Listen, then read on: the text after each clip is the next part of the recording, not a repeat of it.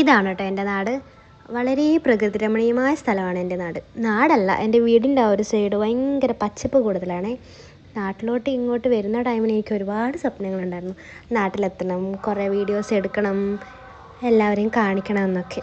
നാട്ടിലെത്തിയപ്പോൾ തുടങ്ങി എൻ്റെ കഷ്ടകാലം എന്ന് പറഞ്ഞാൽ മതിയല്ലോ. മാക്സിമം 1K 2K ഒക്കെ കിട്ടിക്കൊണ്ടിരുന്ന എൻ്റെ വ്യൂ നേരെ താപ്പോട്ട് പോയി. 30, 20, 10 എന്ത് പറ്റിയെന്ന് എനിക്കേ അറിയത്തില്ല. അപ്പോൾ പ്രകൃതി രമണീയതയെക്കുറിച്ച് പറഞ്ഞു കഴിഞ്ഞാൽ പണ്ട് ഈ ഒരു നാടിൻ്റെ ഭംഗി കാണാനുള്ള കണ്ണ് എനിക്കുണ്ടായിരുന്നില്ല കേട്ടോ. എനിക്ക് പണ്ട് ഇഷ്ടമേ അല്ലായിരുന്നു എൻ്റെ നാട്. നാടെന്നല്ല, എൻ്റെ വീടിൻ്റെ ആ ഒരു സൈഡ് വളരെ കുന്നത്താണല്ലോ.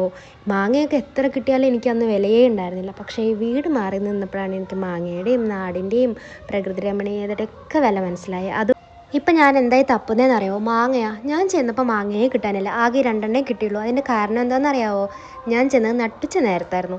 അമ്മ ഓൾറെഡി ഒരു പാക്കറ്റല്ല, അത് ഇത്രയും മാങ്ങ എടുത്ത് ഓൾറെഡി പെറുക്കി വെച്ചിട്ടുണ്ടായിരുന്നു. ഇത് ഞാൻ കണ്ടില്ലായിരുന്നു. ഞാൻ നട്ടുച്ചയ്ക്ക് പോയാൽ തപ്പിയ പിന്നെ ആ മാങ്ങയെല്ലാം ഞാൻ നല്ല രീതിക്ക് കഴുകി വൃത്തിയാക്കി. നല്ല മധുരമുള്ള മാങ്ങയാണ് കേട്ടോ. കഴുകി വൃത്തിയാക്കി മുറിച്ച് ഉപ്പും മുളകും എണ്ണയൊക്കെ